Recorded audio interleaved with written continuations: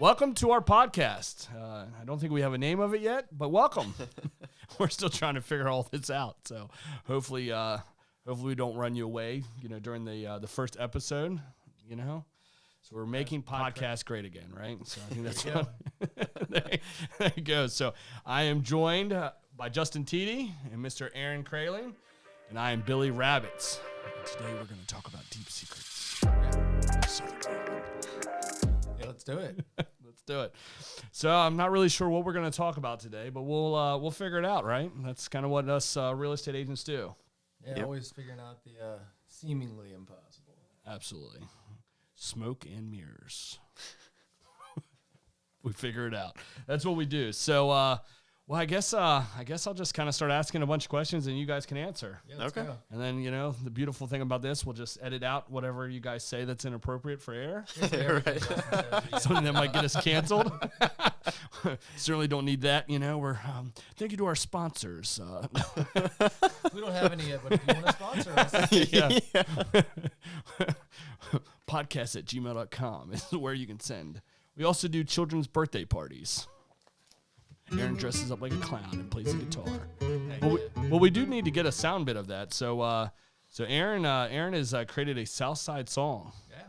Have we named said song yet or no?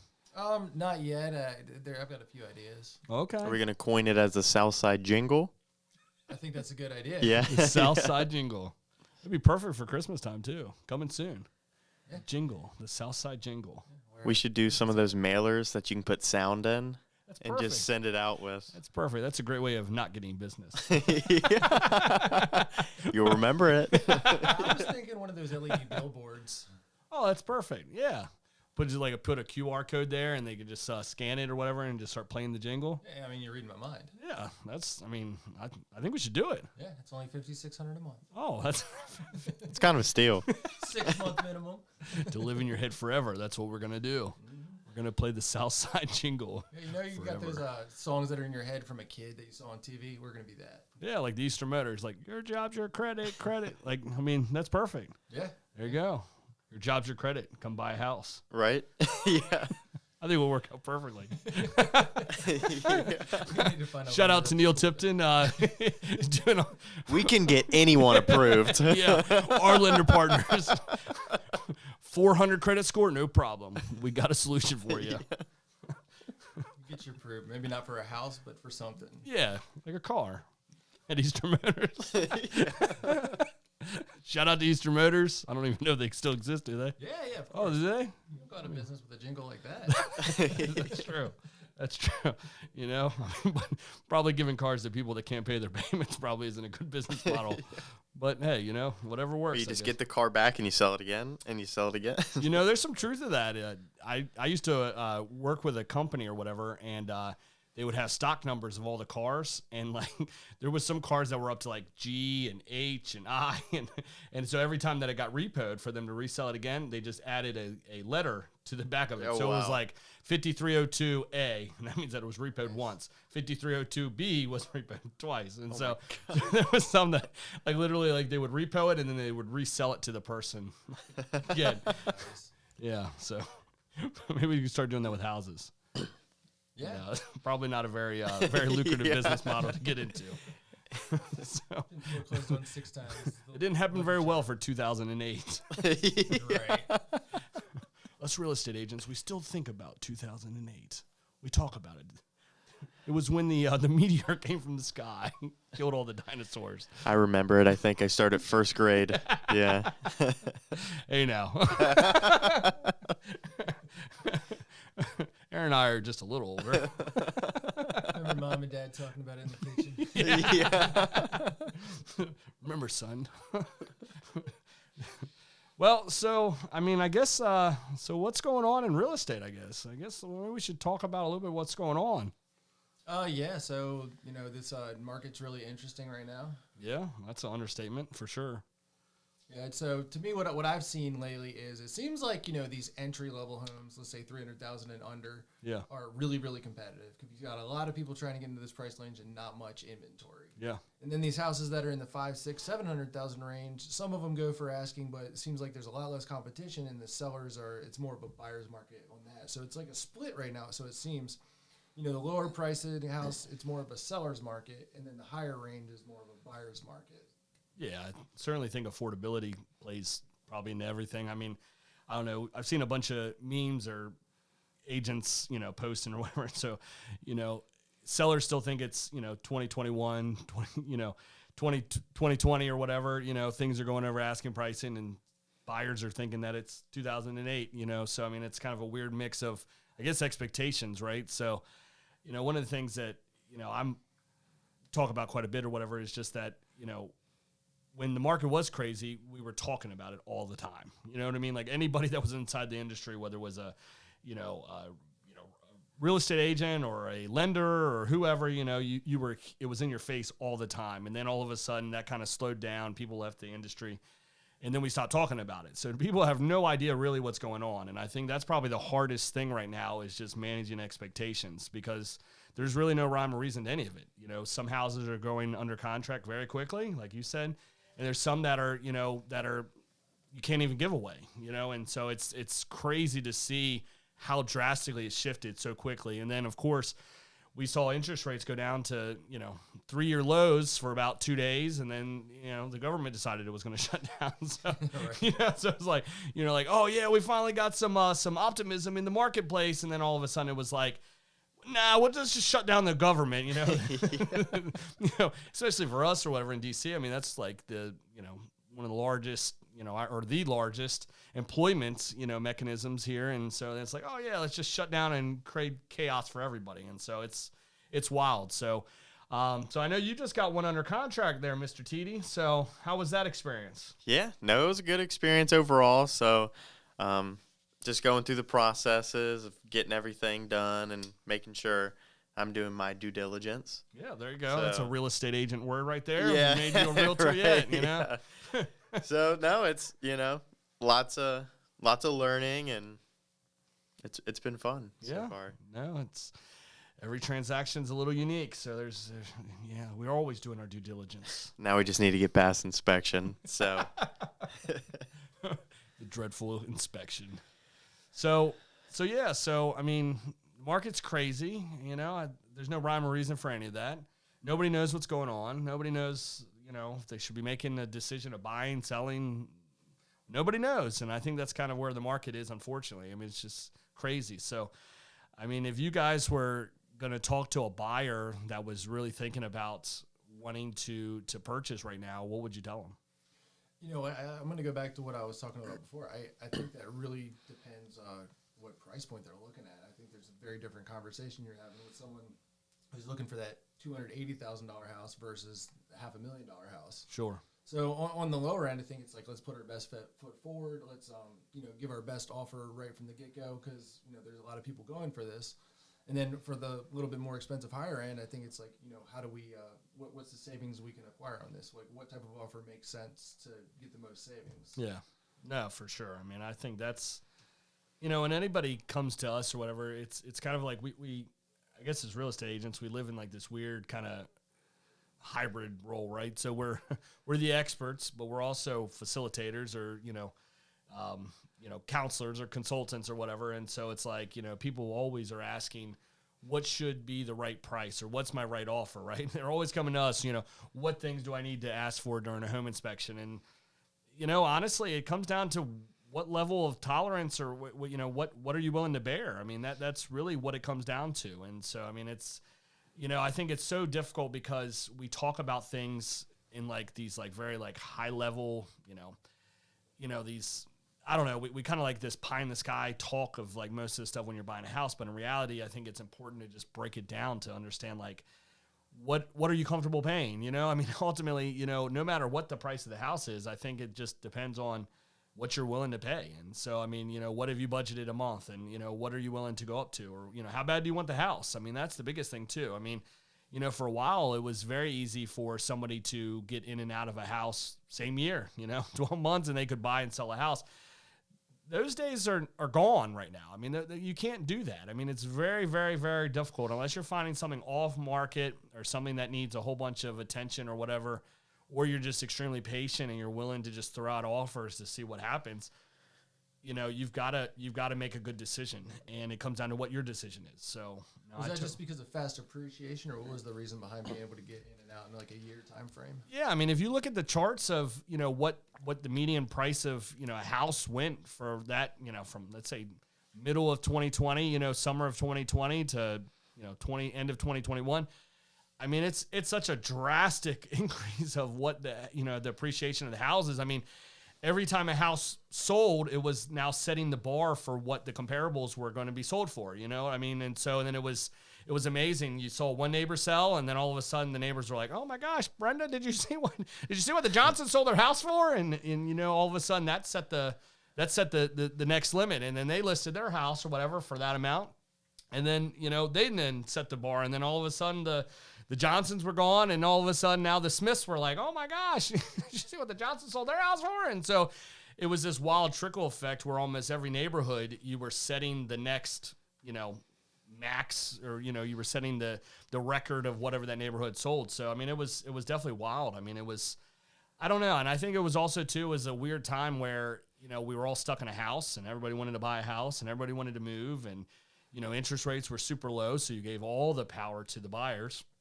And then on top of that or whatever, it was just human nature. You got to a listing or you got to a showing and there was 4 other buyers sitting in the parking lot. It was almost like a competitive nature of, I don't want to lose, I mean, it was wild. I mean, when COVID had lifted or whatever, the restriction had lifted and we started showing houses on a regular basis, or we had gone out and, Governor Hogan had said, "Hey, you can go out again." I mean, it was wild. I'll never forget this. I mean, it was a house of mechanics I showed up to, and there was literally like 12 real estate agents in the driveway. I mean, I thought you were like we were about to get on a carnival ride, It was like they took their tickets, one went in for the ride, and then they got out, and the next one went in. I mean, it was just wild or whatever, and it was kind of a laughing thing, as the agent would leave, they would say, "Oh, yeah, we're going 30 over, or we're not asking for inspections," or, it was just kind of like this running joke of what was going on. How did that work out with appraisals? I mean, I think it was so drastic so quickly. I mean, of course, appraisals were always a thing, but initially it got to a point where, even appraisers, I think, had to note that, the house had 14 offers on it. You know what I mean? So the market was certainly dictating that, it was willing to bear that new price. But then we saw a lot of capable buyers, especially people that were selling and then buying. People were walking away with $200,000, $300,000 of equity.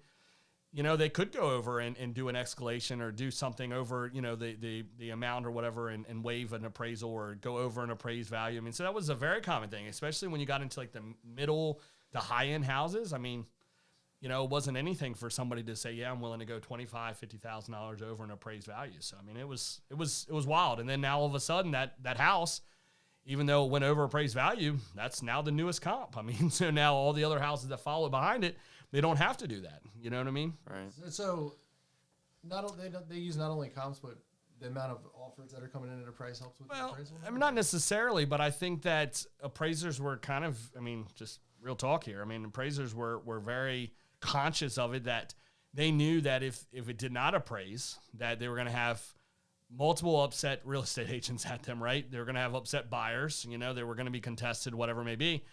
But they also realized that the market was dictating that the market was willing to bear that. Gotcha. And it was almost to a point that if you had a house that went over asking price, you were looking almost on a daily basis at comps, because, that might be the difference of, you getting, making value, not making value, whatever. And it was like every day you were looking at what was closing or whatnot. And, for a while the inventory wasn't there. That was the biggest thing, was the shortage of inventory. So, they were historically looking back, and appraisers were trying to be creative on trying to make something work or whatever, because again, a buyer that's willing, able, and capable of buying it was saying, "Hey, I'm willing to pay X amount of dollars over the asking price." So, how do you not put that into consideration when thinking of what the price is, what the house is valued at? Well, much different situation we're in now. Yeah, no, it's drastic. And I think that's why you're seeing so many real estate agents leave the industry, is because, I don't want to say it was easy because it certainly wasn't easy, but it certainly was to a point where you could give minimal effort and have success. You know what I mean? If you were good at TikToking, or you were good at, getting in front of your sphere of influence or your coworkers or whatever, it wasn't a bad living for somebody to go in and have a side job or have a side hustle or whatever and sell 6 houses a year. You pretty much just listed the house. And it was also too, if you really dive into the data, it was amazing to see how many, I guess, historical buyer's agents or even newer agents, right? So a newer agent historically is, starts off by helping buyers, right?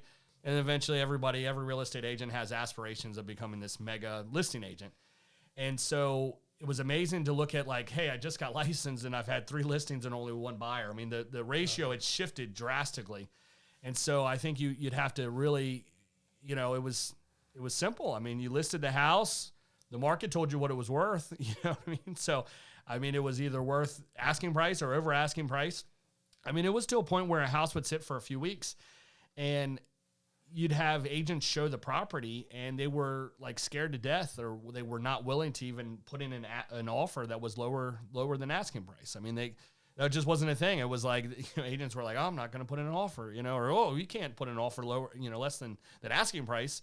And so it was weird. And I think some of that still bleeds into today, what we're seeing too, where I don't want to say the negotiating is gone, but it's certainly not what it was, even when I first started, where you could actually have a conversation, you would negotiate, there'd be some type of common ground that was found. Now it's like, take it, leave it, or, whatever. And it's just, I don't know. It's such a weird market. And I think consumers have just been beaten up. We've been beat a consumer up to death. And it just seems like, they get marketed to like crazy. And then on top of that, they have no idea what's reality. They certainly don't want to make a bad decision, right? Because let's face it, most Americans are living paycheck to paycheck. And then on top of that, you're trying not to make a horrible financial decision for you or your family. And then on top of that, you're having to pay close to $3,000 a month for a house. That 5 years ago, you could have easily have paid, $2,000 a month or less, $1,800. So it's weird. It's really weird. I feel for consumers today because, it's not an easy place that they're in by no means. Yeah.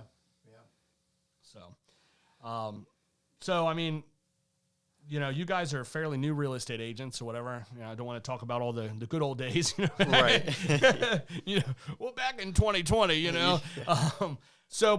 You guys are, kind of embarking on your real estate journey, brand new real estate agents. I say brand new. You guys all have different backgrounds and lots of experience or whatever. So, but what are you guys feeling? Certainly not an easy market by no stretch or whatever. But what are you guys seeing in the marketplace, or what are you guys doing to help drive business and drive, your career? I think there's a lot of people who want to buy a house, but either kind of like Aaron said, in the lower price range, there's not as much inventory, or, they're kind of trying to time it. So I think, like you said, it's just managing the expectations and making sure that you're sticking with those people and keeping them updated and informed, so that when the house pops up for them, or when the, so to speak, timing is better for them, that you're there to help them. So I think right now it's a little more about nurturing and making sure you're keeping those people who do want to buy a house informed, even if right now is not the time they're buying a house because of interest rates, lack of inventory, whatever reason. So I think focusing on the nurture side of things is pretty important right now. Yeah, no, for sure. And going with that, I think something that's very important. I realize that once people realize what they can actually afford, so there's this split. People think they can afford this, but in reality, it's this. Sometimes it's more, sometimes it's less. But once they realize what they can actually afford and have that pre-approval, then they start to say, okay, I can actually own this, instead of it all being hypothetical. So when you put them in a situation where they realize what's actually possible versus what they think is possible, it just makes a whole difference. So I think that's been the kind of the turning point, is when you have somebody say, oh, I can own this if I want to, instead of like, oh, I think I might be able to, let's find out. Once they realize that, yeah, I could actually do this, then it changes the ballgame. So I think when you get the person in the position where they know what they can actually do, it just makes the sale 1,000 times easier. Sure. No, I totally agree with that. And I think that's always like the biggest caveat for anything, right? In any type of purchase, not even just homes or houses or, whatever. I think the master is like really the goal is that you want to help facilitate, what they're trying to accomplish and then helping them get there. Right. And then, so many people, I joke about this all the time, but it's like, you want to expedite somebody's home search, you know what I mean? From 6 months or a year out or 2 years out or whatever, just get them pre-approved. Yeah. So, you know what I mean? I've never seen a buyer want to go see a house so quickly as once a lender comes back and says, oh yeah, no problem, you can buy a house or whatever. And all of a sudden it's like, I don't know if it's just the weight on their shoulders is now removed or, the pressure of, oh my gosh, the uncertainty of like, can I do this? Can I not do this? But then all of a sudden it seems like, boom, it's like go time. They're out ready to shop at houses. You know what I mean? They're like, Aaron, where you at? I'm about to, drive to your house so we can go see some houses. So, it's crazy. And it gets them laser focused too, because I had one guy, he was looking at houses kind of all over the price range. Sure. The second he was pre-approved, they were within like a $10,000, radius. Sure. So it really narrows them in on finding the right place too. Well, because, most consumers have no idea. Like when, I think one of the things that we do, in my opinion, in this industry, we do a really bad job of is that we do way too much of like real estate agent speak. And so like we use like words like due diligence or ratified or, all these real estate agent terms, and we use them or whatever. But in reality, like most consumers have no idea what we're talking about, and they really shouldn't. We should not expect them to understand our acronyms or our words or things like that. And so, one of the things that we do is we market these properties based on prices, right? But the average consumer, has no idea what interest rates are today because, let's face it, most lenders, most real estate agents have no idea what interest rates are today because they change. They're so volatile. And, so they have no idea. And then you're marketing a property and then, that's not how people talk, right? People talk. There's a reason why when you go buy a car, the car dealership, one of the first things they do is they break it down into monthly payments. $49 a month. Absolutely. You know what I mean? And so they're, oh, well, can you afford $300? Then you can own this BMW or, so, you break it down or whatever. And, you start to explain that to it because that's how most people budget. And most people don't have a budget. And that's a whole nother episode or whatever. But most people have no idea what a monthly payment should be or could be, what they can afford. And then so when you break it down or when the lender goes and they run some numbers for them and then all of a sudden they see it in a monthly standpoint and they say, wow, I make 4 times what that is, or I make 5 times what that is, or, oh, wow, that's exactly what I'm paying in a month in rent. And now all of a sudden it becomes very real, right? And I think that's what expedites that whole motion of like, hey, let's go out and look at houses now because now it's real because they can really visually see them paying that or whatever, or it's not this, oh my gosh, $500,000. Now it's, hey, this is what the payment is. Now it's a much more achievable number, I think, for most people to do. So, yeah, no, absolutely. So it sounds like you guys are doing a lot of nurturing and, following up and educating, I guess would probably be a fair way of saying that. Staying in front of them. What else are you guys doing? It's certainly, I think, if you read the statistics, I think it's one of the hardest, most challenging, less productive real estate markets in a long time, if ever, for a lot of different reasons, right? There's more of us. There's less inventory. Buyers don't want to do anything, because they just don't want to make bad decisions. But, what are you guys doing, I guess, to stay focused or stay, grinding? Just coming up with, a plan for the week. So I think, so, you have all these real estate agents dropping out right now and in the past year or so. Sure. But the numbers you don't see is how many of them are actually, let's say, putting in 40, 50 hours a week. You don't see that. Sure. So I think just staying on the grind, really just staying focused on what needs to happen and putting your effort toward that. It's like any other job. You get what you get out of it, what you put in. Sure. Yeah, no, for sure. And I agree with that wholeheartedly. You guys know I'm biased or whatever, but I think way too many people, I think the bar of entry is just way too low. And so then too many people get into this industry as a side job or side hustle, or they don't treat it actually as a career, which, it is. You guys are become experts of everything. So, right. So what are you doing there, Justin? I think stuff like this, building out content plans, just making a plan going forward of how we're going to get our name out there and make sure we stay in front of the buyers and the sellers and. Yeah. Being top of mind, right? Right. Top of mind. Yep. There's lots of real estate books up here that tell you to do that. So, no, and I think, it actually is a very simple business when you think about it. It's not a very, you make sure that people know that you're a real estate agent, you deliver some type of value, and you follow up. And if you do those things or whatever, most real estate agents have success, you know. Of course, you know, varying or whatever on, you know, what they, you know, what type of success they have or don't have. But, you know, I mean, it's not a very complicated business. I think we make it more complicated than what it needs to be most times than not. But, you know, I mean, it's a fairly simple business. I mean, and there's lots of real estate agents that have had lots of success for many, many years just working their network of people, you know, and getting referrals and things like that. And so now we've trickled in this whole nother, you know, based on, you know, social media and following and branding and all that stuff. And then on top of that, you know, lead generation and, you know, marketing and ads and all these things. And then, of course, you get a bunch of noise, you know. I was told one time that the real estate industry isn't really about selling homes. It's about selling stuff to other real estate agents. And there's probably some validity to that too. Probably in most industries, you could probably say the same thing, you know.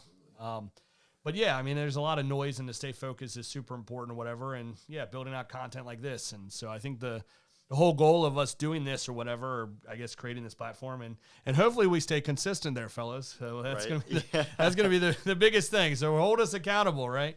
But I mean, it is. I mean, it's about that. And then I think too, I think it's important that, you know, we can create content or videos about, you know, oh yeah, you know, this and that. And I mean, we could chat GPT, you know, topics and, you know, talk about anything and everything that, you know, 100 other real estate agents have spoken about.